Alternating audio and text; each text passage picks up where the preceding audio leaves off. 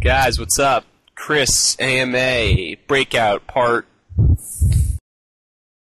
Yeah, I think one of the things you just hit on there was playing post-flop poker, and just whilst we were setting up the audio, we discussed on sort of what our basic strategy was going to be, and we agreed that it was best to not get into too many re-raising wars pre-flop, especially with the players on these tables who seem to be reasonably tight aggressive. They seem to be, just based on the limited stats that we have, they seem to be not too crazy.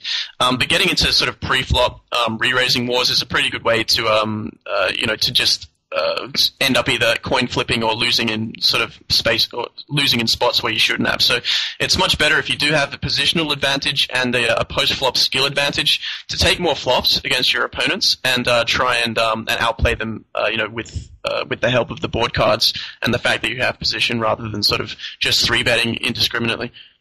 Right, I agree. And like I said, one thing I told Andrew is that I think that one of the mistakes people make is they spend so much time worrying about light 3-betting, playing 3-bet pots out of position, playing 3-bet pots in position, et cetera, that they forget that if your advantage of your opponent is that you think you're a better player and that you can manage marginal situations better than he can, it's going to be in your best interest to go ahead and play your hands accordingly in position and after the flop and just try and work on hand reading, reading your opponent's range and making decisions based on based on that kind of stuff, where you can get the money in, on the river as a complete equity favorite versus getting in these, like I said, raising and re-raising spots. Definitely. Yeah, so I'm gonna go ahead and bet again the King Jack of Diamonds for value. I'm not too really worried about him having a queen in this spot. I'm just gonna flat call with Ace Queen offsuit here. Obviously, this is closer to the top of the range that I'm going to be flat calling with, but I will balance this by flat calling big pairs some of the time, and I'm just going to give up on the 7-4-8 board. Again, no reads on this opponent. I'm not sure what his re-raising range is from the big blind, but I will take note that this guy has popped me the first time.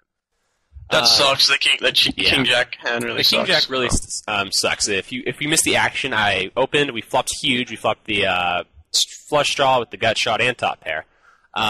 We turned 2 pair, and the river 10 is a pretty crappy card for us. Not because we're worried about like Ace Queen or something, but much more so that I think that his leading range on the river is going to be hands that beat King Jack in this spot.